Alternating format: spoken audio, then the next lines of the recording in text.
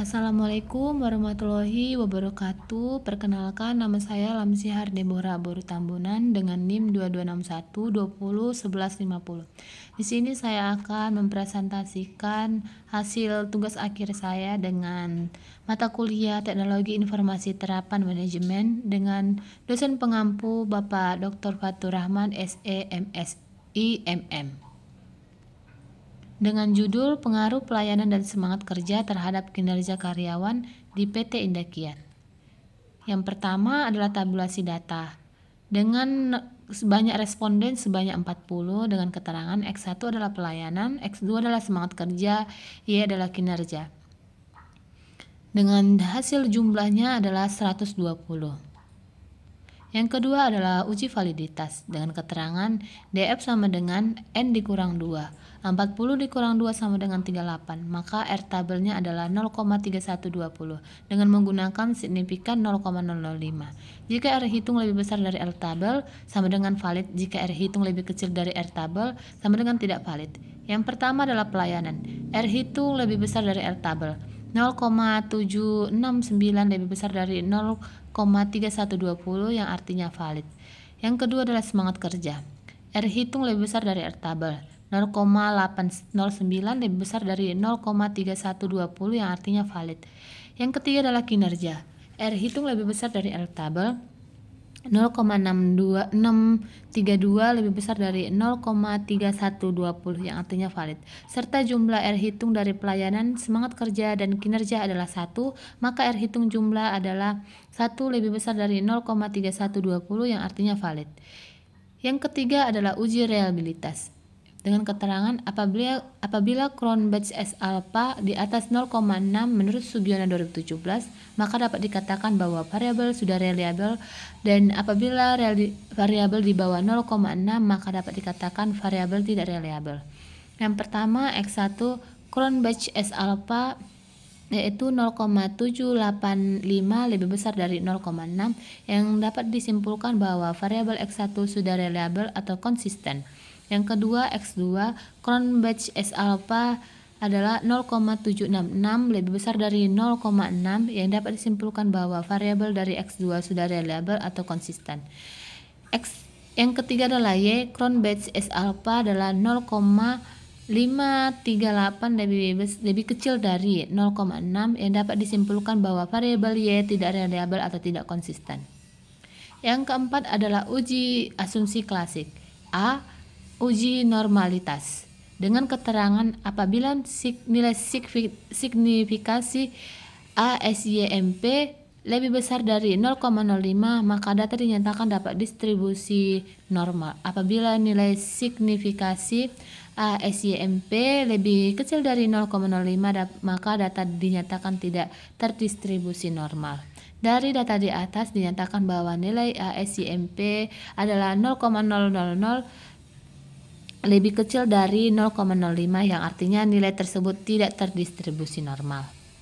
Yang B adalah uji multikolinearitas dengan keterangan jika nilai tolerance lebih besar dari 0,10 maka tidak terjadi multikolinearitas. Berdasarkan hasil uji multikolinearitas pada tabel di atas, nilai tolerance pada masing-masing variabel bernilai 0,874 dan 0,874 lebih besar dari 0,1.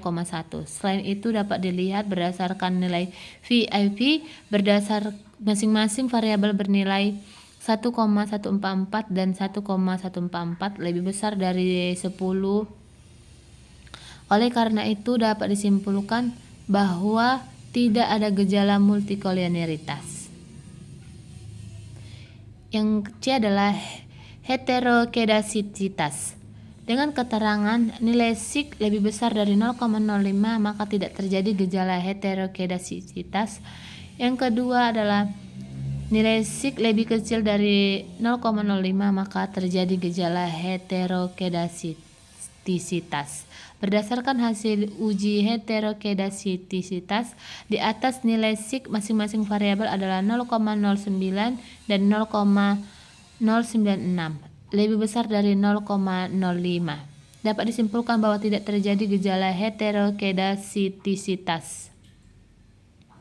Yang D adalah uji linearitas dengan keterangan jika sig deviant from linearity lebih besar dari 0,05 maka model dapat dinyatakan linear.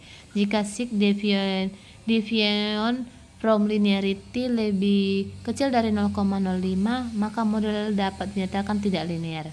Yang pertama, kinerja dan pelayanan. Hasil uji linearitas pada sig deviant from linearity antara pengaruh kerja dengan pelayanan yaitu sebesar 0,243. Maka dapat disimpulkan bahwa 0,243 lebih besar dari 0,05. Maka model dapat dinyatakan linear. Yang kedua adalah kinerja dan semangat kerja. Hasil uji linearitas pada nilai sig deviant from linearity antara pengaruh kinerja dengan semangat kerja yaitu sebesar 0,000, maka dapat disimpulkan bahwa 0,000 lebih kecil dari 0,05, maka model dapat dinyatakan tidak linear. Yang kelima adalah uji T dengan keterangan jika sig lebih kecil dari 0,05 maka HO ditolak, artinya variabel dependent secara individual dan signifikan berpengaruh terhadap variabel dependen. Jika sig lebih besar dari 0,05 maka HO diterima, artinya variabel independen secara individual dan signifikan tidak berpengaruh terhadap variabel dependen. Berdasarkan uji T pada variabel pelayanan dengan nilai sig 0,892 lebih besar dari 0,05, artinya variabel pelayanan secara individual dan signifikan berpengaruh terhadap kinerja. Sedangkan uji T pada variabel semangat kerja dengan nilai 0,006 lebih kecil dari 0,05 yang artinya variabel semangat kerja secara individual dan signifikan tidak berpengaruh terhadap kinerja.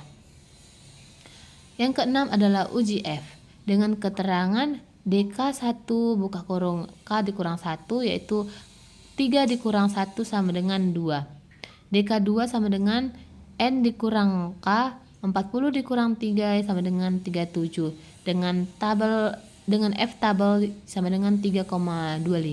Berdasarkan tabel hasil uji F diperoleh nilai F hitung sebesar 5,009 yaitu 5,009 lebih besar dari 3,25 sehingga dapat dinyatakan bahwa variabel independen secara simultan berpengaruh terhadap variabel dependen. Yang ketujuh adalah uji regresi dengan keterangan jika nilai signifikan lebih besar dari 0,0 lebih kecil dari 0,05 maka variabel X terhadap Y berpengaruh.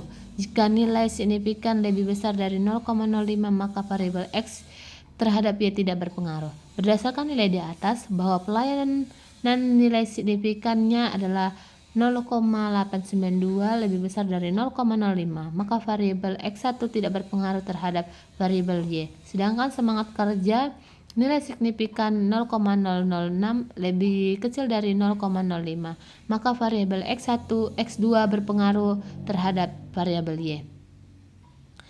Uji koefisien determinasi dengan keterangan nilai koefisien determinasi diukur dari nilai adjust R² karena variabel independen lebih dari 1. Berdasarkan hasil tersebut diperoleh nilai adjust R² sebesar 0,17 atau 17,1%